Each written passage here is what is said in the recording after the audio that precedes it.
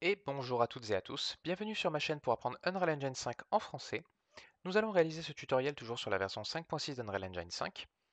Et aujourd'hui, je vous propose de réaliser un arbre de compétences comme celui-ci. Donc le principe, c'est qu'on peut cliquer sur les différentes actions et ça s'affiche sur le côté. Et ici, on peut les débloquer quand on a le nombre de points nécessaires. En plus de l'arbre de compétences, ce qu'on va faire, c'est qu'on va créer un système pour sauvegarder ces informations. Donc avec le système de save game d'Unreal Engine 5. Et dans cet épisode, on va poser les bases du système. Je vous rappelle que le Discord de la chaîne est disponible dans la description de la vidéo ainsi que sur la page principale de la chaîne. Et si vous êtes prêts, on commence. Ok, donc on se retrouve dans un projet vierge. La seule chose que j'ai fait, c'est que j'ai créé un dossier player dans lequel j'ai déplacé le player controller, le player character, et j'ai simplement créé et les characters, pardon, et j'ai simplement créé un input ici dans Actions que j'ai appelé IA Skill Trees, que j'ai dupliqué de IA Jump.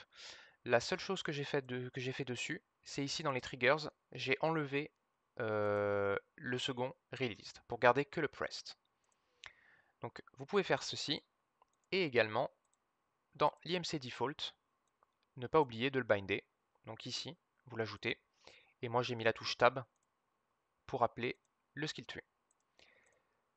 J'ai également créé un dossier système dans lequel j'ai simplement déplacé le game mode pour le moment. Et ce qu'on va faire tout de suite au niveau du fichier système ici, c'est qu'on va faire un clic droit, New Folder, et on va l'appeler Save Game. C'est ici qu'on va mettre tout ce qui concerne la sauvegarde. On va avoir besoin d'un blueprint class ici, qui va être un game instance.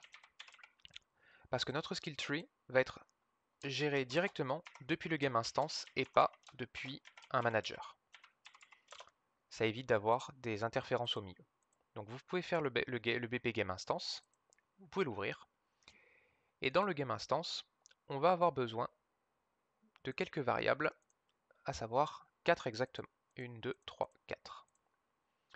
La première variable, on va l'appeler Skill Points, de type integer.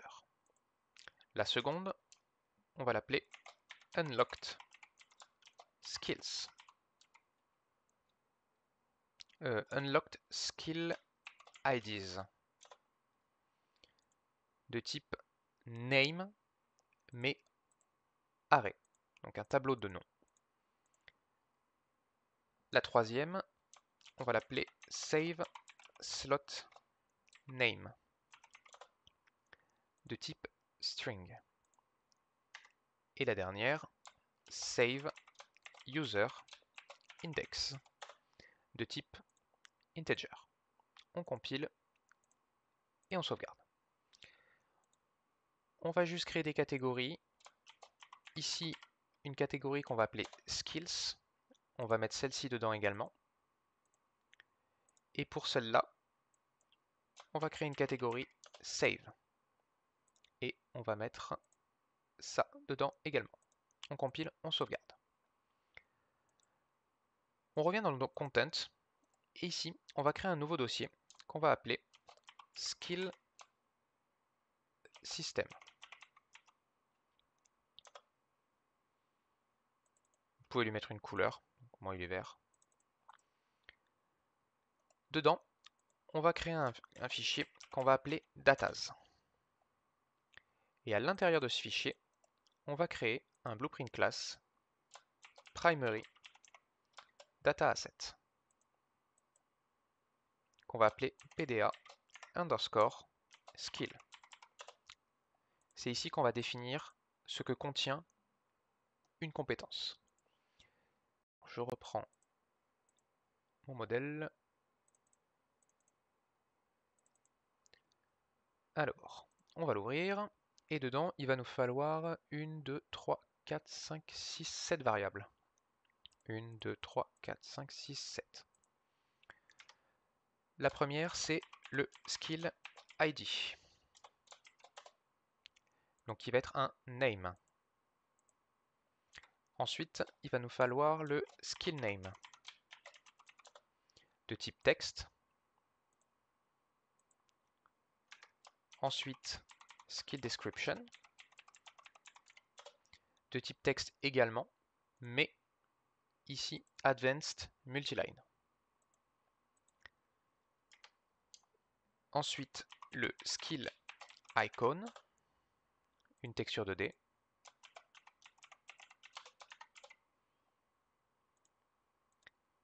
Ici, skill cost, donc ça c'est le coût pour débloquer la compétence, integer. La catégorie. Pour l'instant on ne peut pas le faire, on va le faire après. Et enfin, prerequisites. Donc ça ce sont les prérequis. Donc s'il y a des compétences au-dessus de celles qu'il faut avoir débloquées avant pour pouvoir débloquer cette compétence. Du coup, ça va être de type PDA skill et array, si jamais on en veut plusieurs. Pour la catégorie, ce qu'on va faire, c'est Edit, Project Settings, et ici vous allez taper Gameplay. Si je l'écris correctement, c'est mieux.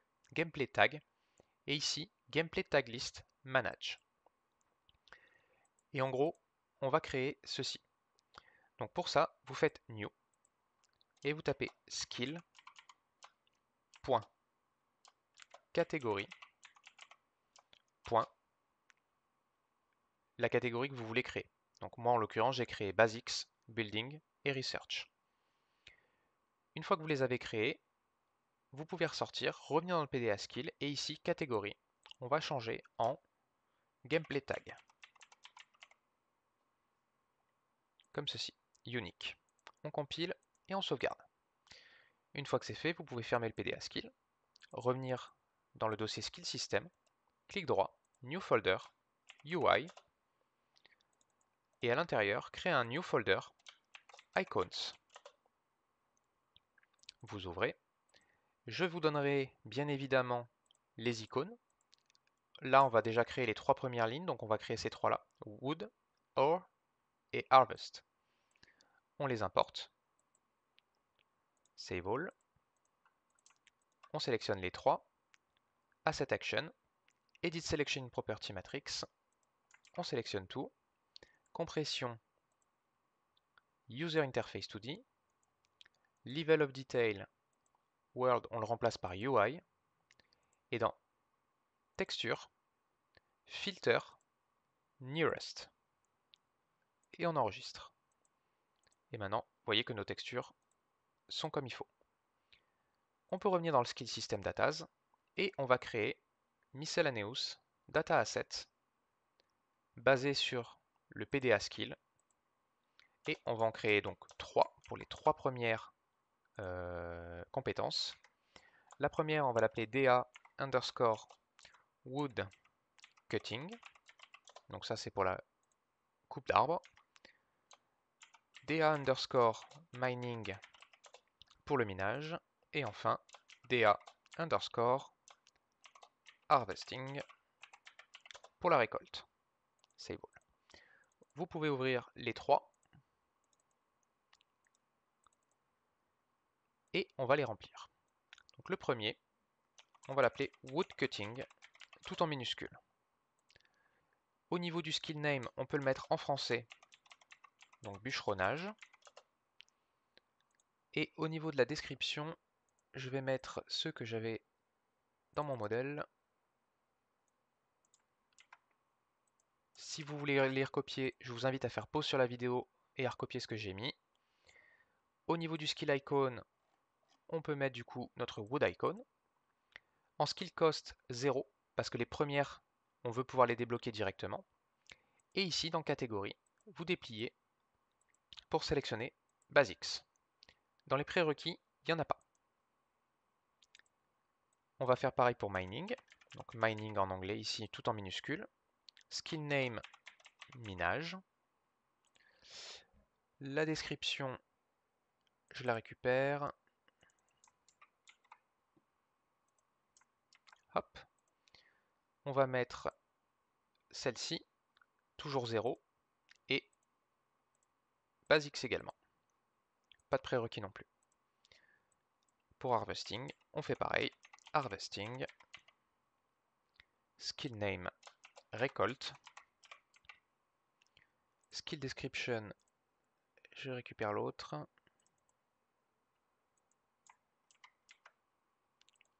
La voici. L'icône, celle-ci. Skill cost, toujours 0. Et ici, skill basics. On enregistre.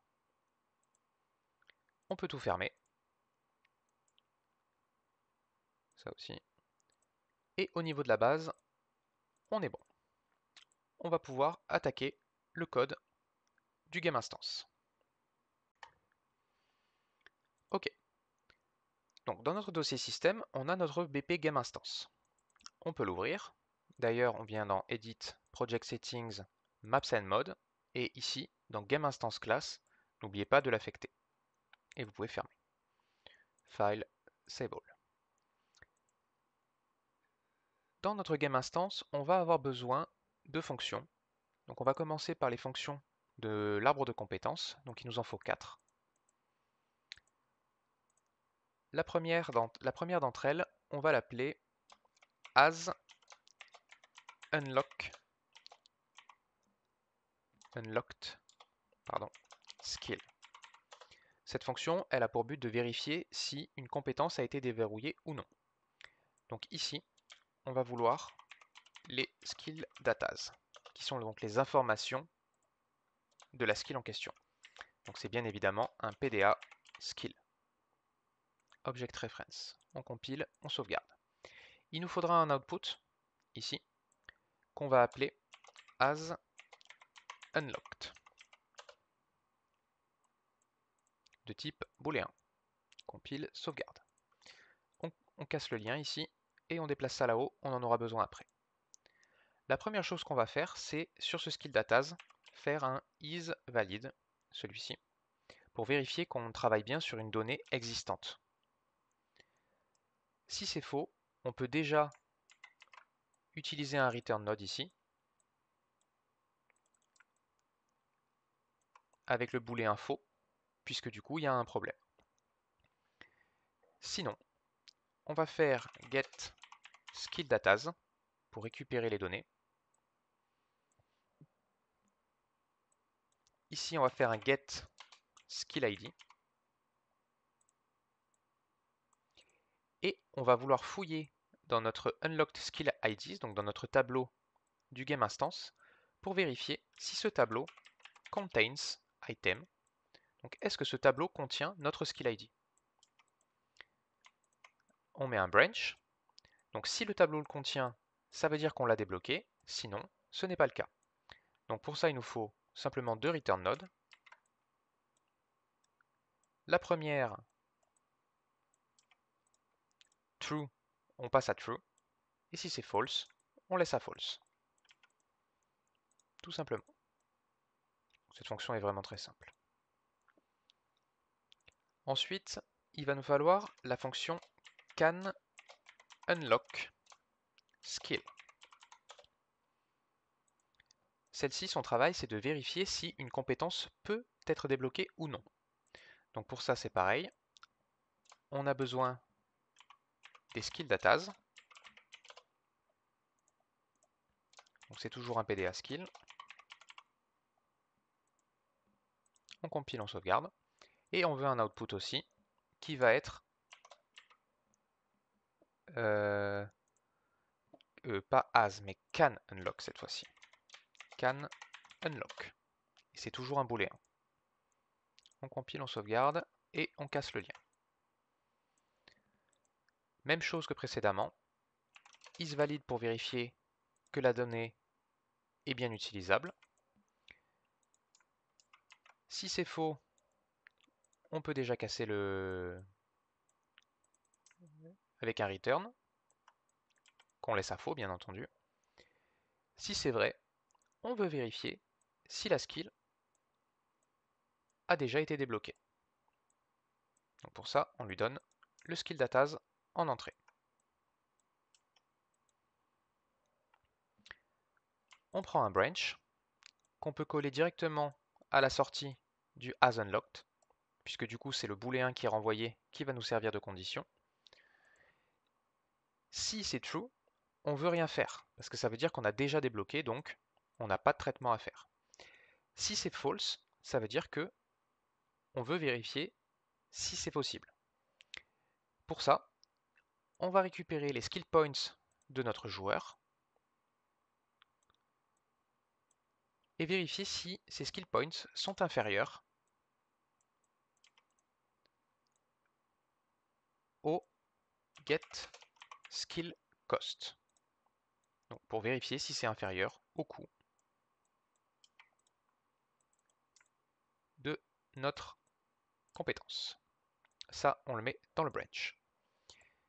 Si c'est le cas, donc si c'est inférieur, ben ça veut dire qu'on n'a pas ce qu'il faut pour débloquer la compétence. Donc, on return en false. Si c'est vrai, on doit vérifier également, ici, get prerequisites. On doit vérifier si on a des prérequis, et surtout, si c'est le cas, est-ce qu'on les a complétés? Enfin, est-ce qu'on les a déjà débloqués? Pour ça, sur le tableau ici, on va faire un for each loop. Donc on va vérifier pour chaque itération si dans le PDA ici, est-ce qu'on a asUnlocked?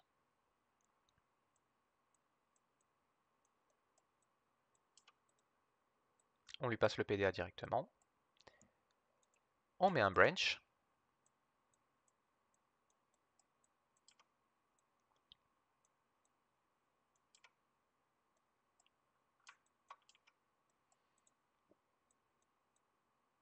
Comme ça. Si c'est true, on fait rien, parce que ça veut dire qu'on l'a bien débloqué, et donc on passe à l'itération suivante jusqu'à ce que ce soit terminé. Si c'est false, ça veut dire qu'on ne l'a pas débloqué.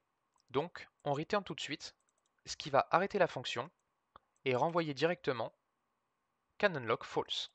Ça veut dire qu'il nous manque un prérequis. On compile et on sauvegarde. Si tout est true et qu'on arrive au complete, donc au bout de la chaîne, alors on peut simplement prendre notre return node et le renvoyer avec true.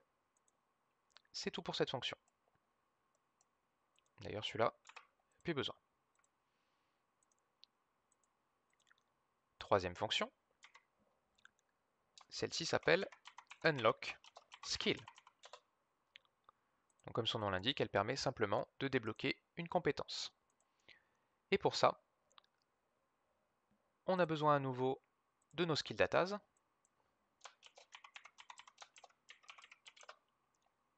qui est un PDA underscore skill. Pas besoin de vérifier si c'est valide cette fois-ci, puisqu'en fait, on va appeler canUnlockSkill directement. Et comme lui a déjà la vérification, on n'a pas besoin de s'en faire. On peut mettre un branch derrière. Donc du coup, cette fonction unlockSkill va chaîner les deux autres fonctions avant de commencer à faire son traitement. Au niveau du return ici, on veut simplement unlock success en booléen. Si c'est false, donc si on ne peut pas unlock, ça veut dire que il y a eu quelque chose qui s'est mal passé et donc elle n'est pas déverrouillable. Enfin, une des conditions n'est pas remplie, donc on retourne faux. Si c'est le cas, on va faire un get skillDatas et on va récupérer deux choses. La première, c'est get skillCost. Et ça, on va récupérer les skill points du joueur et simplement faire une soustraction dessus.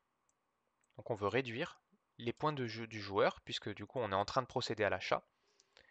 Et derrière, on veut set la variable avec la nouvelle valeur pour avoir la nouvelle valeur des points du joueur. On veut également prendre notre tableau des unlocked skills et lui ajouter, donc add unique,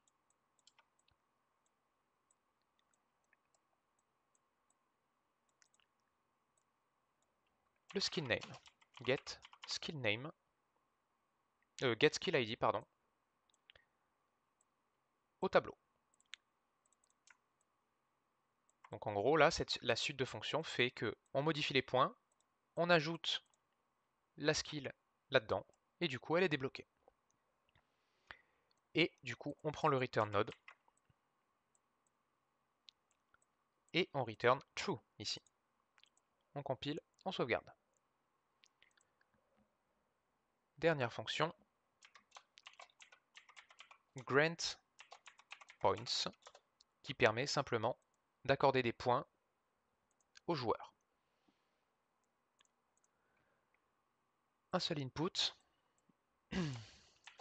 points amount, de type integer. On compile, on sauvegarde. Pas de return ici. Et en gros, on prend nos skill points, donc les skill points actuels du joueur. On fait un add dessus. Donc on fait l'inverse de ce qu'on a fait précédemment. On lui passe directement les points amount. Et on set la variable skill points avec la nouvelle valeur. On compile et on sauvegarde. Les 4 fonctions qui sont ici, on va les ranger dans skills. Comme ceci, comme ceci, et comme ceci. On compile, on sauvegarde. Si c'est bon pour vous, on passe aux 3 petites fonctions de sauvegarde immédiatement. Ok. Pour pouvoir procéder à la sauvegarde, ce qu'on va faire, c'est qu'on va venir dans le dossier Save Game ici, faire un clic droit, Blueprint Class, Save Game. Donc c'est un Save Game Object, on va l'appeler BP underscore SG pour Save Game, Profile. C'est comme ça que va s'appeler notre slot de sauvegarde, profil. Du coup, dans notre game instance ici, dans le Save Slot Name, ici, on va marquer profil. Profile. Le Save User Index, vous faites en sorte de le laisser à 0, très important. On peut fermer les 4 fonctions qui sont ici et en ajouter 3 nouvelles qu'on peut déjà classifier dans Save, puisque c'est là qu'elles vont aller. On compile, on sauvegarde. La première d'entre elles, on va l'appeler Save Profile.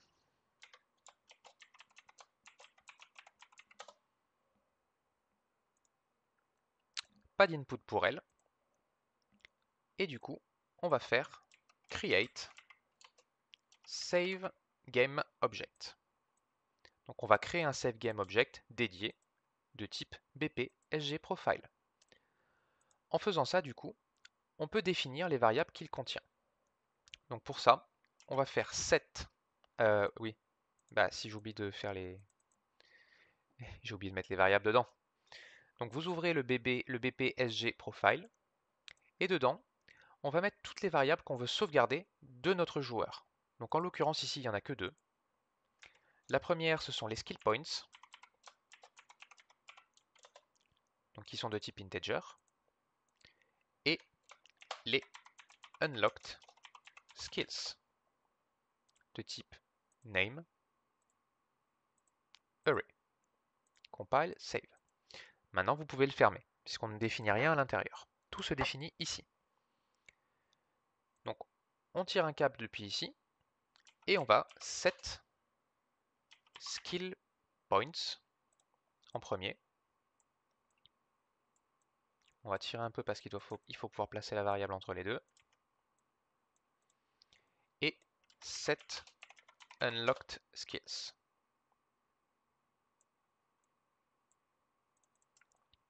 Ça, on le descend ici. On affecte simplement les variables qui sont dans le game instance, get, comme ceci, et comme ceci.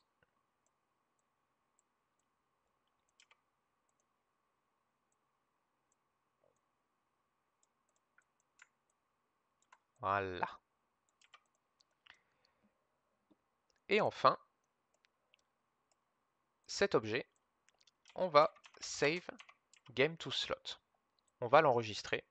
Donc c'est comme ça qu'on fait pour enregistrer un objet de sauvegarde. Il attend un slot name et un user index, et ça tombe bien, parce qu'on les a. Le slot name, ce sera profile, et le user index, en l'occurrence, c'est 0. On compile et on sauvegarde. C'est tout pour notre fonction saveProfile.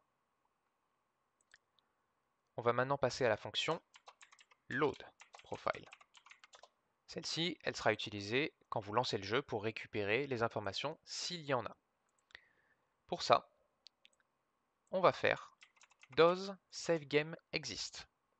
Donc ça, c'est un nœud qui est fourni directement par Unreal, qui permet de vérifier si une sauvegarde existe déjà avec un nom défini pour un utilisateur défini.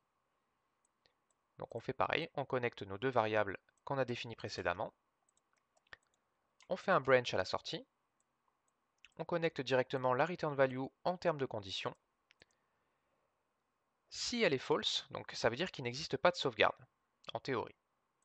Du coup, on va initialiser les valeurs pour un début de jeu, donc à 0 et vide pour le tableau. Donc on prend le get unlocked skill IDs et dessus on va faire un clear. On les chaîne l'une avec l'autre et oupsie, on va faire un return ici par contre qu'on va appeler load successful de type booléen. Et on va le mettre ici. Et là, on met false parce que c'est pas un load ça, c'est une initialisation. Et au-dessus, on va faire un load game from slots, puisque ici c'est le cas où on a trouvé un save game existant avec les bonnes informations. Du coup, on le récupère, toujours grâce à nos variables, pour être sûr de ne pas avoir de différence. Là-dedans, on va récupérer les skill points. Ah oui, alors là par contre il faut faire un cast. Cast to bp sg profile. On a besoin de s'assurer d'avoir réellement le bon fichier au bout. Sur lui, on peut maintenant faire un get skill points, set la variable du game instance à partir de cette donnée, et faire la même chose pour les unlocked skills. On set la variable à partir des données récupérées.